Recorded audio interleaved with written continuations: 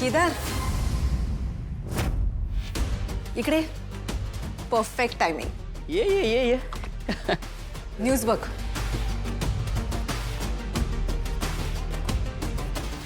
Nice right. बरं तू आत्ता कुठून आलायस? कुठे गेला होतास? शेवटच्या डेटवर गेलेला. शेवटच्या डेटवर? तारिणीला अजून एवढा वेळ का लागतोय आवरायला? रेखा जरा बघून ये ग. तुम्हीच बघा, मला दुसरी काम आहेत.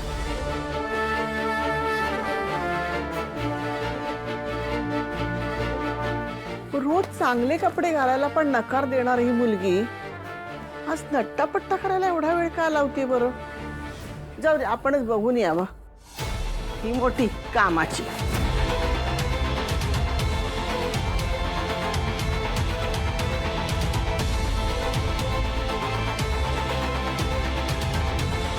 अगं नमा, अजून किती वेळ तयार व्हायला? म्हणजे लग्न आधीची गर्लफ्रेंड बॉयफ्रेंड म्हणून शेवटची डेट, नंतर काय नवरा बायकोच होणार आहेत ना. म्हणजे असंच काहीतरी हा म्हणत होता. तूच बोललास ना शेवटची डेट. शेवटची डेटवर गेला होता. कशी होती मग डेट? बेस्ट. ते क्षण मी कधीच विसरणार नाही. मला माहिती आहे आमचं लग्न झालंय, पण ही ना अगदी वेगळी फिलिंग आहे. म्हणजे आमचं नातं नवरा बायको म्हणून नव्याने तयार होतंय असं वाटतंय मला. आणि याचं सगळं श्रेय युवराज तुला जातं. त्यांनी काय केलंय? मगाशी मी घराबाहेर पडत होतो तर चेतना काकू मला बाहेर जाऊ देत नव्हत्या. तेव्हा युवराज अगदी देवासारखा धावून आला आणि त्यांनी मला मदत केली. थँक्स युवराज. खरंच? हो, विचारा त्याला. हो ना युवराज? अच्छा हा ते हा तसं ओके. हा एक मिनिट, पण आज तर त्यांच्याकडे मुहूर्तमेढ होती ना? मग तू तिला डेटवर कसा घेऊन गेलास? आणि मग मुहूर्तमेढ? ती पोहोचली घरी वेळेत. मुहूर्त मेढेला सुरुवात पण झाली असेल.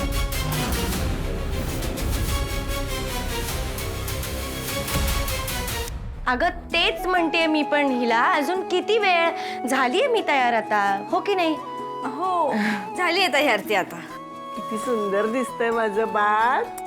कोणाची दिष्ट नको लागायला ग बाई. खूप छान दिसतेस. हं? छान तयार झालीस. नमा, छान तयार केलेस हं ताईला.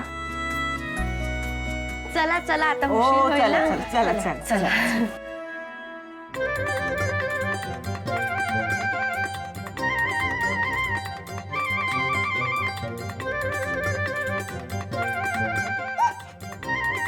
कुठे गेली होतीस ग? कुठेच नाही अगं, मैत्रिणीकडे गेले होते. मैत्रिणीकडे? हा. नाक का लाल दिसतंय तुझं? नाही अशी ओढणी का धरलीस? अगं खूप सर्दी झाली आई. पूजेला सुरुवात करूया. हे बघ पूजेची वेळ झाली ना, मी तयार होऊन येते. आई आलेच आलेच. आई आले. नाही नाही नाही नाही नाही. युवराज खांडेकर हरू शकत नाही. ती तारिणी घरी घरी कशी काय पोहोचली? काहीतरी करायला हवं. ती तारिणी आणि केदार आल्यापासून युवराज तू फक्त हरतोयस, फक्त हरतोयस. यावेळी असं काहीतरी करायला पाहिजे ज्याने हे जिथून सुरू झालंय तिथे तिथे जाऊन सगळं संपून जाईल. एवढा मोठा प्रॉब्लेम यायला पाहिजे की येणार. मोठा प्रॉब्लेम येणार आणि तो बापूराव सामखंडे आणणार.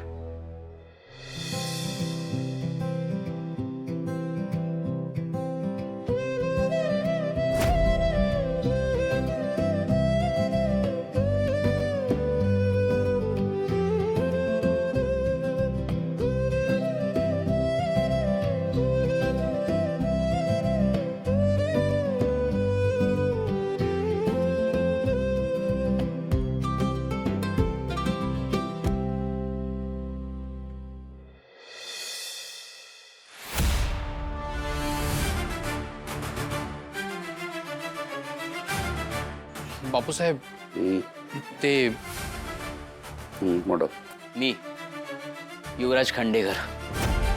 खांडेकर. नाही नाही डोंट वरी. म्हणजे मी तो खांडेकर नाहीये ज्याच्यावर तुमचा राग आहे. मी उलट तुमचा राग शांत करण्यासाठी आलोय. बस माझा राग शांत करायला आला काय? घेणार काय? No sir, thank you. का चालत नाही? नाही असं काही नाही, पण अरे मग घ्या की. घ्या. Thank you sir. हां वेलकम. बरं आम्हाला सांगा, आमची अचानक कशी काय एवढी आठवण आली तुम्हाला? म्हणजे आम्हाला त्या मुलाखतीसाठी आमंत्रण देण्यासाठी आलाय का काय इकडं तुम्ही? आमंत्रण देण्यासाठी झालोय सर, पण मुलाखतीचं नाही, लग्नाचं.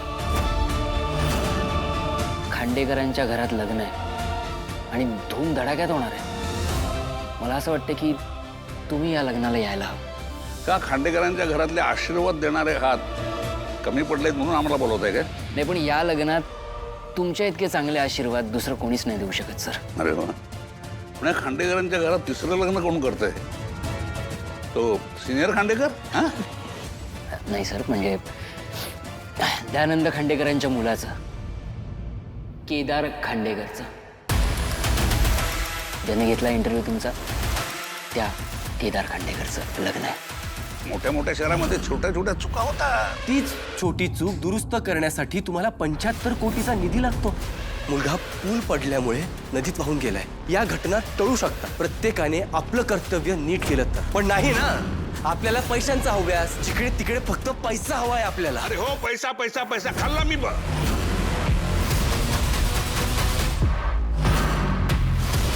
केदार खांडेकर. थँक गॉड काव्याला काही झालं नाही, नाहीतर खूप मोठ्या प्रॉब्लेम मध्ये अडकलो असतो. पण गुलाब सुटला ना आपल्या हातून. पुन्हा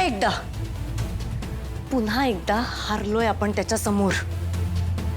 बॉस, बाहेरच्या क्रिमिनल्सचं काय? ते आज ना उद्या पकडले जातील. मला आपल्या घरातल्या क्रिमिनलचं टेन्शन येत आहे. त्याचा सगळ्यात मोठा प्लॅन तुला किडनॅप करायचा होता, जो की फेल झालाय. कळतंय मला, सगळं कळतंय, पण मला काळजी वेगळ्याच गोष्टीची वाटते. कसली?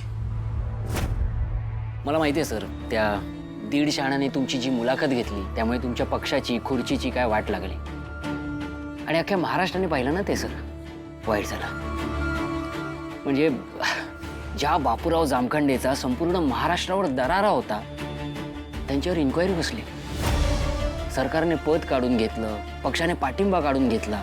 मला तर वाटते काही दिवसांनी अंगाखालचा वेळ जाऊन ना, अंगावर जेलची चादर येईल तुमच्या. म्हणजे तशी शक्यता नाकारता येत नाही ना सर.